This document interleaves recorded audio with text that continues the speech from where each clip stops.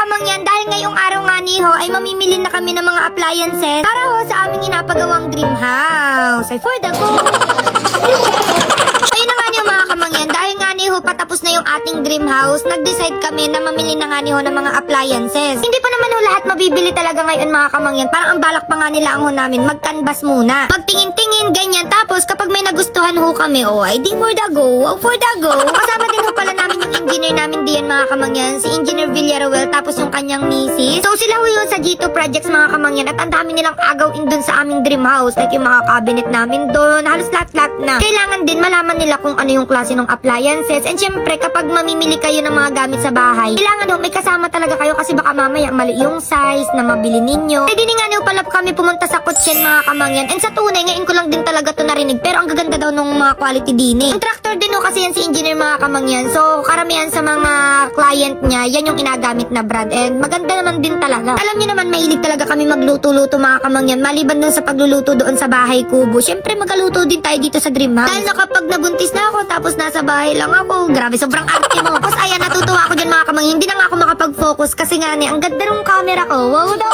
Kasi yung bagong labas ng DJI mga kamangyan, yung Osmo Pocket 4. At grabe, sobrang ganda kahit mga artista, mga content creator. Nagamit na nila ganyan, maliban sa sobrang ganda talaga ng quality ng video. Maliit pa siya, so madali na mag-video-video, lalo kung nag-travel kayo, ganyan. Kasi kapag may nakita kayo na content creator na sobrang linaw ng video nila, karamihan doon ang gamit nila yung sa DJI. Anong naglabas sila ng Pocket 4, ay for the go. Alam nyo mga kamangyan, iba pala sa feeling kapag kunyari ikaw na yung nagpapagawa ng bahay, tapos ikaw din yung mamimili ng mga gamit nyo. Talagang ramdam na ramdam mo siya. Kumbaga halo-halo yung emosyon, na i-excite ka, na inakabahan, na nai-stress kasi syempre gastos na naman yan. But at the end of the day, ang gusto mo talaga yung maganda para doon sa bahay kasi ayaw mo nung pang short term lang na parang masisira agad, ganyan. Kasi dati pag namimilihan sila nanay, syempre nasama lamang ako, ay basta maganda yung itsura for the go na yan. Pero dapat pala maganda talaga yung quality. Kasi syempre hindi man sayang yung pera. Tapos ayan, buti na lang kasama namin ang aming friend. Wow, friend! Ayan si Lester. Syempre architect yan. So ang dami din niyang alam. So natutulungan niya kami. Kaya love na love namin yan. Okay lang natabihan niya kami matulog. So alam pala namin mga kamangyan, bumili na rin ng ref. Ang kaso nga nila wala diyan. So ang mga nabili namin dyan, unang-una yung island hood. So yun yung para pag nagaluto, nahihigop yung usok para hindi man mangamoy doon sa bahay. So yung built-in oven at saka built-in microwave. So kailangan talaga na yung sukat nun ay yung saktong-sakto doon sa aming kusina. Tapos so yung pinakang lutuan na electric. Yung mga binili namin dyan mga kamangyan, pang main kitchen at saka pang dirty kitchen na rin. Tunay mga kamangyan, hindi rin talaga biro yung pagpapagawa ng bahay. As in talagang mai-stress ka ng bonggang-bongga. Ano kapag ganitong finishing niya, madidelay na, maiinip ka. At normal naman yun mga kamangyan, as long as hindi tayo natakbuhan ng mga supplier goods tayo dyan. Kaya ang ginagawa talaga namin mga kamangyan, yung inaingatan namin yung mga sarili namin. Kasi kapag nagkasakit kami, sobrang hirap kasi syempre kailangan mo talagang mag-work ng mag-work para may pambayad ka diya. Kasi hindi naman libre magpagawa ng bahay. Salamat! Alam niyo na yan mga kamangyan, kahit din sa kondo, dala-dala namin yung Power Cell Herbal Capsule. Araw-araw namin yan inainom mga kamangyan para hindi man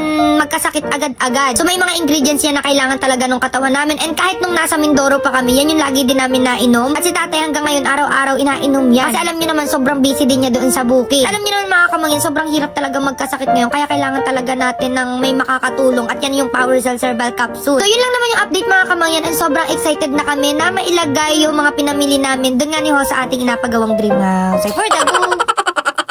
Ayan, bali nandito nga niyo pala tayo sa loob ng kwarto din sa aming dream house mga kamangyan. Baka nagtataka kayo kung bakit ganun yung outfitan ko mga kamangyan dahil mag-skincare tayo ngayon. Wow naman! Pag ginagamit kong skincare mga kamangyan, depende yan sa kung ano yung kailangan ng balat ko. Tingnan nyo, parang ice cream to mga kamangyan. Ito yung Skintific Brightening Whipped Cream Cleanser. Super bango niya, parang gusto ko na siyang kainin. Grabe, napaka-OA. Ayun nga, whipped cream talaga yung texture niya mga kamangyan. Ang lambot, ang creamy. Kapag gusto ko na malinis ng mabuti yung balat ko mga kamangyan, tapos hindi siya magdadry after maghilamos, ito yung perfect. Kasi yan maglinis mga kamangyan, as in natatanggal yung oil, yung mga dumi, yung impurities. Wow, impurities. Parang marerelax ka talaga mga kamangyan kasi ang lambot, parang ulap. Wow, ulap. So ang dami na rin talagang nagamit na rin mga kamangyan, lalo na yung mga tao na ayaw gumamit ng mga sabon, ganyan. And ayan, after nyo maghilamos, mapapansin ninyo na mas bright na yung balat ninyo, mas smooth na. And ayun, sobrang excited na talaga ako mga kamangyan din sa ating dream house na matapos na ito. Makatulog na kami din mag-skincare, mag-movie marathon, magluto, lahat-lahat na. And ayun, wag kayong mag-alala dahil a-update ko naman kayo. For the go!